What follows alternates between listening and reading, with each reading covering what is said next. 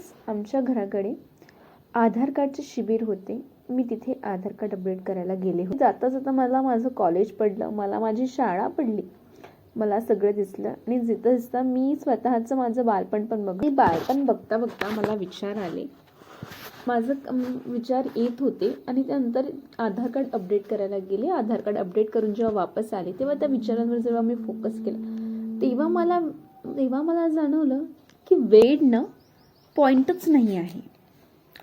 फक्त पॉईंट हा असतो की तुम्ही अपडेट किती केलं स्वतःला. आणि ते कशावरून समजतं आपल्याला, तर ते तुमचं आजचं स्टेटस. तुम्ही कॉलेजमध्ये आहे, तुम्ही स्कूलमध्ये आहे, गोष्टी तशाच आहे. सूर्य निघतो, चंद्र निघतो, सूर्य डुबतो, चंद्रही जातो, पुन्हा सूर्य निघतो, वेळ जात आहे, आपलं वय वाढत आहे, सगळं काही होत आहे तसंच्या तसं.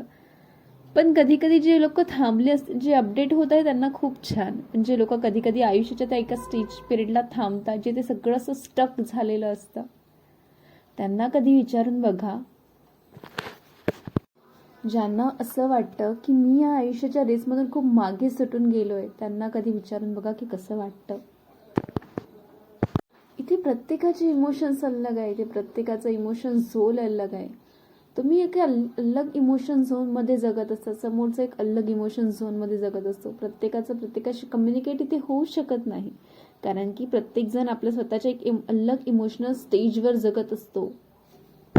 इथे प्रत्येक माणसाची आपापली इमोशनल स्टेज चालू असते आणि तो तिला पार करत असतो हळूहळू.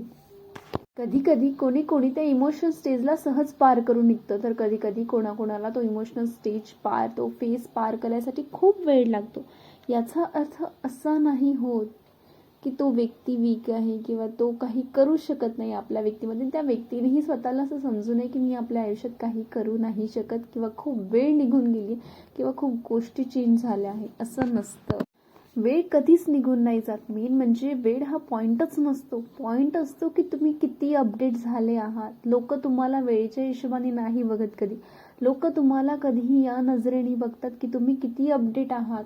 आज तुम्ही किती पैसे कमवत आहात, आज तुमचं बिहेवियर कसं आहे, आज तुमच्या बॅकग्राऊंड कसं आहे, आज तुम्ही कशी दिसता, आज तुमची पर्सनॅलिटी कसे. आणि सगळ्यात मेन पॉईंट तर तुम्हाला सगळ्यांनाच माहिती आहे की तुमच्याकडे आज पैसा किती आहे, तुम्ही किती कॅपेबल आहे अर्निंग करण्यासाठी, तुमची पर्सनॅलिटी कुठे आहे, किती छान आहे. बाकी गोष्टी नाही बघत कोण.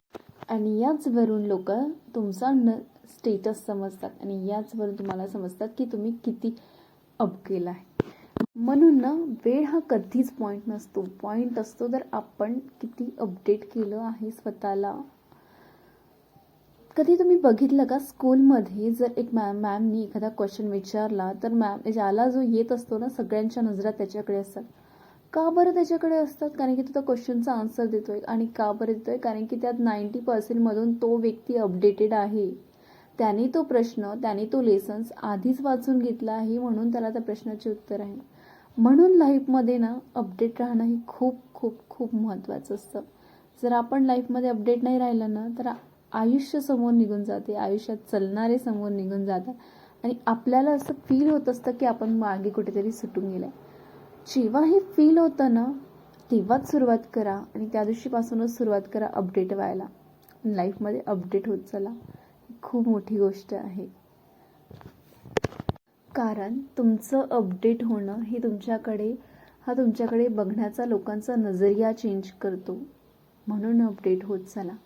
अपडेट होत चला स्वतःसाठी. अपडेट व्हाल, ग्रो कराल, आपलं करिअर ग्रो कराल स्वतःची.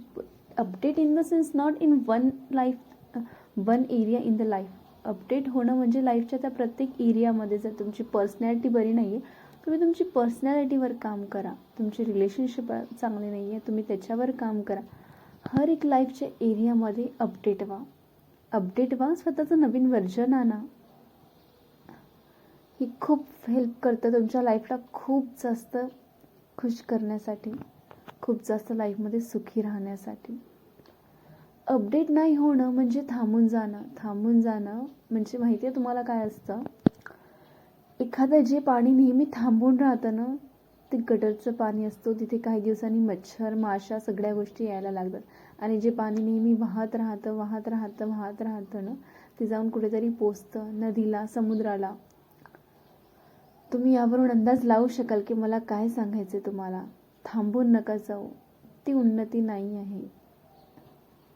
स्वतःला समोर चालत राहा. कधी ना कधी कोणती ना कोणती तरी गोष्ट समजेल तुम्हाला. कधी ना कधी आयुष्याचे नवीन एक्सपिरियन्स येईल. कधी खुशी होईल, कधी दुःख होईल. सगळं बघा, सगळा याचा एक्सपिरियन्स घ्या, आयुष्याचा एक्सपिरियन्स घ्या. इमोशनल स्टेज पार करा. सगळ्या गोष्टीमध्ये स्वतःच्या लाईफच्या एरियामध्ये अपडेट व्हा. आपले जसे 4 लाईफचे एरिया असतात, स्पिरिच्युअलिटी, लाईफ, करिअर, मनी, हेल्थ, या सगळ्या एरियामध्ये डेली अपडेट व्हा. लाईफ खूप चेंज होते, तुम्ही खूप ग्रो व्हा.